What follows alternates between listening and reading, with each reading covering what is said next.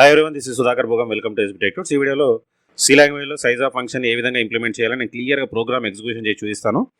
Video skip చేయకుండా end వరకు చూడండి, మీకు ఈజీగా అండర్స్టాండ్. మీరు ఎక్కడైనా డిగ్రీస్లో కానీ బీటెమ్స్లో కానీ లేదంటే ఎక్కడైనా ఇంటర్వ్యూస్కి వెళ్ళినప్పుడు సి లాంగ్వేజ్లో సైజ్ ఆఫ్ ఫంక్షన్ గురించి క్వశ్చన్స్ అయితే అడుగుతూ ఉంటారు. Size of function size of operator కూడా అనొచ్చు.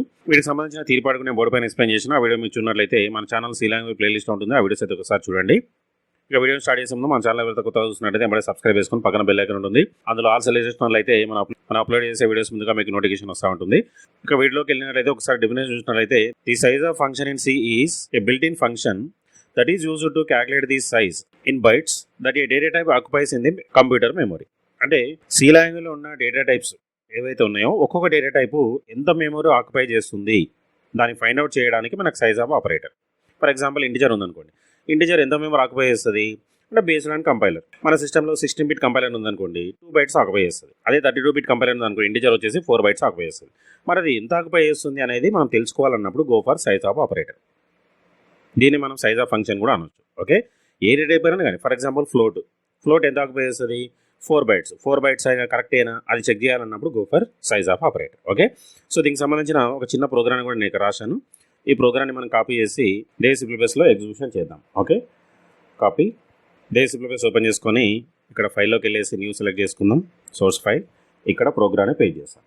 ఒక్కసారి ప్రోగ్రామ్ అబ్జర్వ్ చేసినట్లయితే ఫస్ట్ అయితే header file ash include stdio.h, ఇది మనకు తెలిసిన విషయమే. నెక్స్ట్ వైడ్ మెయిన్, ఇక్కడ డైరెక్ట్గా ప్రింట్ స్లాష్ అంటే కర్సర్ నెక్స్ట్లోకి వెళ్తుంది.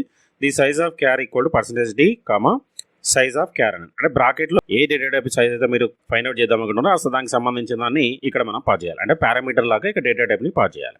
సో ఇక్కడ నేను క్యార్ని పాస్ చేశాను. అదేవిధంగా next short. So size of short equal %d, size of short. అట్లనే ఇంట్ long, float, double, long, double.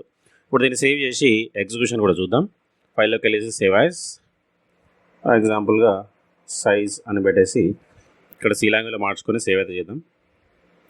Save, తర్వాత compile, no errors, next run. చూడండి, first the size of char equal %d, size of char అన్నాం కాబట్టి క్యార్ ఎంత occupy చేస్తుంది మనకు C లాంగ్వేజ్లో అంటే 1 బైట్. సో ఈ విధంగా 1 బైట్ అని చెప్పేసి 1 బైట్ మెమరీ ఆక్యుపై చేస్తుంది కాబట్టి మనకి అవుట్పుట్ వచ్చేసి 1 వచ్చింది. Next size of short integer ఎంత ఆక్యుపై చేస్తుంది 2 బైట్స్. అట్లనే ఇంటిజర్ వచ్చేసి 4 బైట్స్. అంటే నా సిస్టంలో 32 బిట్ కంపైలర్ ఉంది కాబట్టి ఇక్కడ ఇంటిజర్ వచ్చేసి 4 బైట్స్ ఆక్యుపై చేస్తుంది. అట్లనే the size of long int వచ్చేసి 4 బైట్స్ ఆక్యుపై చేస్తుంది. Next size of float 4 bytes, size of double 8 bytes, long double వచ్చేసి 16 బైట్స్. ఓకే, ఈ విధంగా మనకు సైజ్ ఆఫ్ ఆపరేటర్ ప్రోగ్రామింగ్లో యూజ్ అవుతూ ఉంటుంది. మీరు ఎక్కడ డిగ్రీస్లో కానీ బీటెమ్స్లో కానీ ఎక్కడ ఇంటర్వ్యూస్కి వెళ్ళినప్పుడు సైజ్ ఆఫ్ ఆపరేటర్ గురించి క్వశ్చన్స్ అయితే అడుగుతూ ఉంటారు.